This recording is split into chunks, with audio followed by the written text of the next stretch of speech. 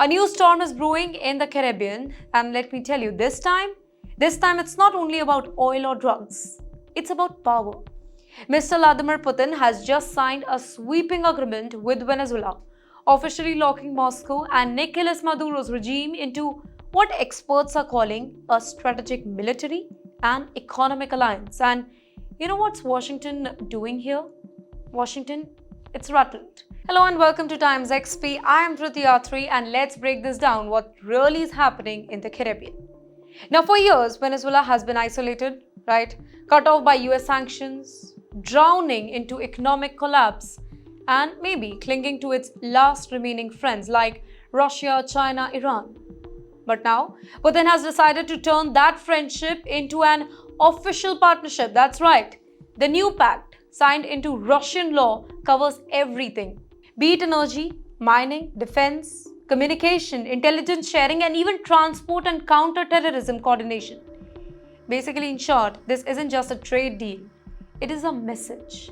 By formalizing this alliance, Russia is staking its flag in America's backyard, just miles from the US shores.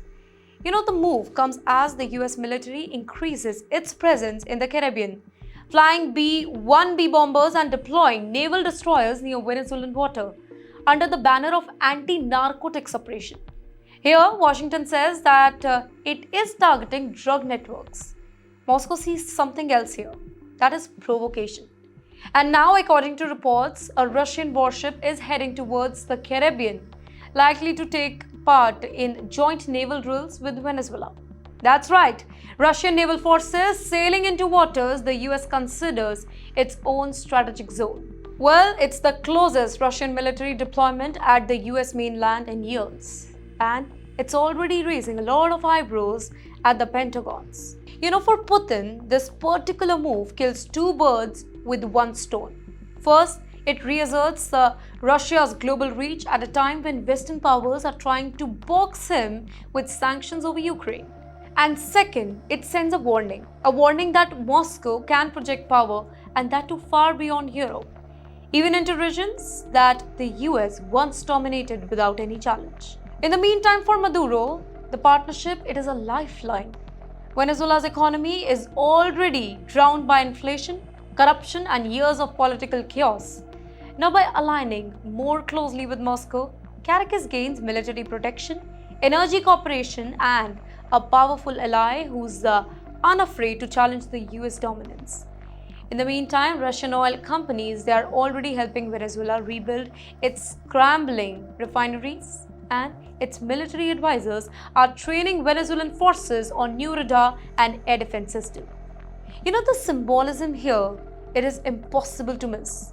As US bombers patrol near Venezuelan airspace, Russian officials are now signing deals that make Caracas a key outpost for Moscow in Latin America. It's like a modern-day Cold War, only this time the front line isn't Europe, it is in the Caribbean. Washington has officially downplayed the development, but inside democratic circles, there is a huge concern. A Russia-Venezuela axis means Moscow now has a strategic foothold just a few hours from Miami, something that would have been unthinkable decades ago.